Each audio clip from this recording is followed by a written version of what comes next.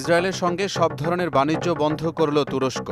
মার্কিন প্রভাবশালী সংবাদ মাধ্যম ব্লুমবার্গকে 2 মে এ তথ্য জানিয়েছেন তুরস্কের 2 কর্মকর্তা। তারা জানিয়েছেন, ইসরায়েল থেকে তুরস্কে আর কোনো পণ্য আসছে না এবং যাচ্ছেও না। তুরস্কের বাণিজ্য মন্ত্রণালয় জানিয়েছে, ইসরায়েলের সঙ্গে সব ধরনের রপ্তানি ও আমদানি লেনদেন বন্ধ করে দেওয়া হয়েছে এবং যতদিন না পর্যন্ত গাজায় নিরবিচ্ছিন্ন ও পর্যাপ্ত মানবিক সহায়তা পৌঁছানোর ব্যবস্থা না করবে, ততদিন তাদের সঙ্গে আমদানি রপ্তানি বন্ধ থাকবে।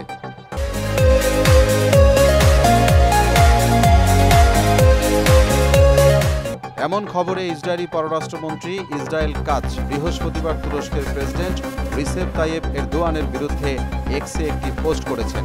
ওই পোস্টে তিনি অভিযোগ করেছেন, বন্দর দিয়ে ইসরায়েলি পণ্য আমদানি ও রপ্তানি বন্ধ করে দিয়ে তুরস্কের প্রেসিডেন্ট বাণিজ্যিক চুক্তি ভঙ্গ করেছেন। ইসরায়েলের পররাষ্ট্রমন্ত্রী এক্সে আরও লিখেছেন, স্বৈরশাসক এমন ব্যবহার করে থাকে। তুরস্কের মানুষ ও বাণিজ্য এবং আন্তর্জাতিক বাণিজ্য চুক্তিকে উপেক্ষা করেছেন তিনি। তুরস্ক বাণিজ্য বন্ধ করে দেয়ায় বিকল্প হিসেবে অন্য দেশগুলো থেকে পণ্য আমদানি এবং স্থানীয়ভাবে পণ্য উৎপাদনের জন্য সরকারি প্রতিষ্ঠানকে নির্দেশনা দিয়েছেন বলে জানিয়েছেন দখলদার ইসরায়েলের পররাষ্ট্রমন্ত্রী ইসরায়েল কাচ। 1 মে লাতিন আমেরিকার দেশ কলম্বিয়ার প্রেসিডেন্ট গুস্তাভো পেত্রো ইসরায়েলের সঙ্গে কূটনৈতিক সম্পর্ক ছিন্নের ঘোষণা দেন। এর ঠিক একদিন পরই ইসরায়েলের সঙ্গে বাণিজ্য বন্ধ করে দিল তুরস্কও। মোহাম্মদ ওয়ালিউল্লাহ, মোহনা ডিজিটাল।